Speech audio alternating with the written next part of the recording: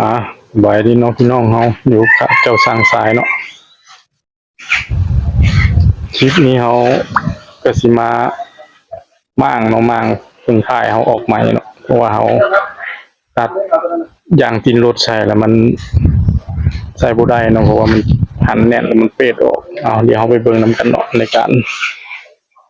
หลังจากที่ม่างออกแล้วก็อนามัยเนาะก็นี่คือนี่เนาะสร้างสายม่างออกแล้วเนาะมีเนาะซิมที่สร้างสายตัดใส่มือก่อนเนาะ เป็นยางกินรถเนาะยางกินรถตัดใส่มือก่อนมันหันน็อตแน่นไปแล้วมันเปดออกมาถ้ามันบ่เปดหรือว่าเปดออกบ่หลายก็คือสิใส่เลยแต่ว่านี่เฮาหันแน่นเท่าใดแฮงเปดออกก็เลยว่าคือสิไปบ่รอดก็เลยมาออกมาถอดออกแล้วอนามัยเนาะอนามัยสองข้างทั้งเครื่องท้ายทั้งอยู่เสื้อเผาเนาะก็สิได้ใส่เป็นกาว2 ตันเนาะกาว2 ตันเป็นรุ่นแห่งซ่าเนาะรุ่นนี้แห่งซ่า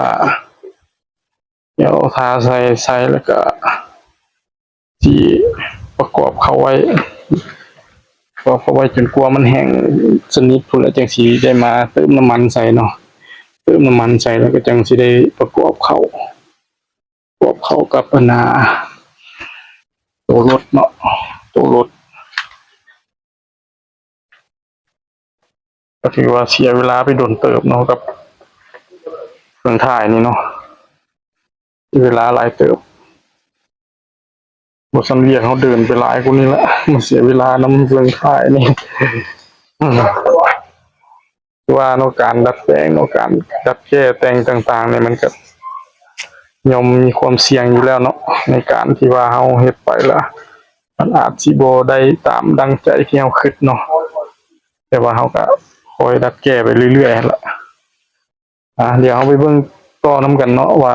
หลังจากสร้างสายประกอบแล้วล่ะเดี๋ยวสร้างสายมาถ่ายคลิปต่ออีกให้เบิ่งเนาะ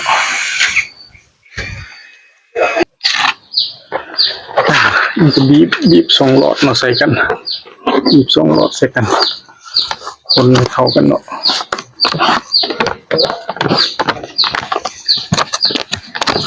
ให้มันเข้ากัน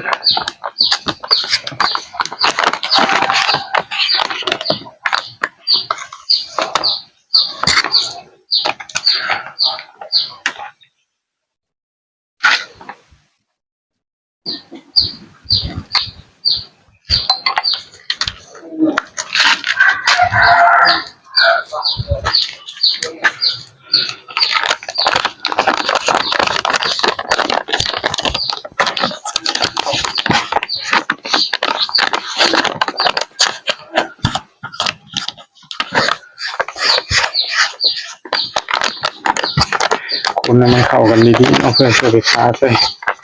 รุ่นนี้เป็นรุ่นแห่งซ่าเนาะเอาใช้เวลาในการคอยหันเขาเอารุ่นแห่งไว้ยันหันบุทันจีแห่งก่อนก็เลยเอาเป็นรุ่นแห่งซ่า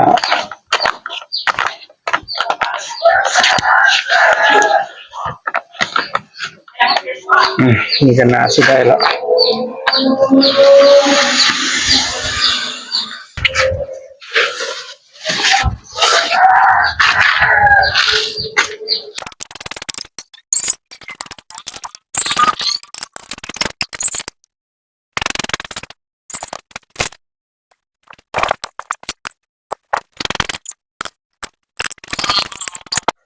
นี่เนาะ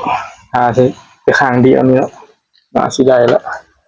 ข้างนี้บุทาก็ได้แล้วข้างนี้บุทาก็ได้แล้วพอประกบใส่กับติดใส่กับตัวนั้นคือเก่าเดี๋ยวเพื่อเป็นการบ่ให้คลิปยาวเนาะสร้างสายก็สิมาถ่ายให้เบิ่งอีกตอนเราประกอบแล้วเพื่อนเนาะ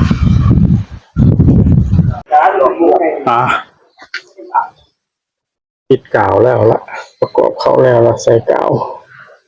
ใส่จนเบิดหลอดเลยเนาะเบิดหลอดละจนหันจนเป็ดออกกับสิป้าไว้ยังสั่นละ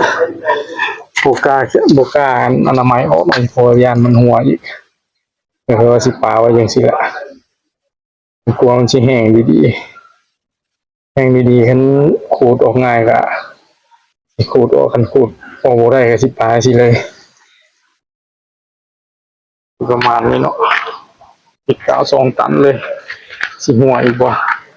คันยังหัวอยู่ก็ยอมละ เพราะว่า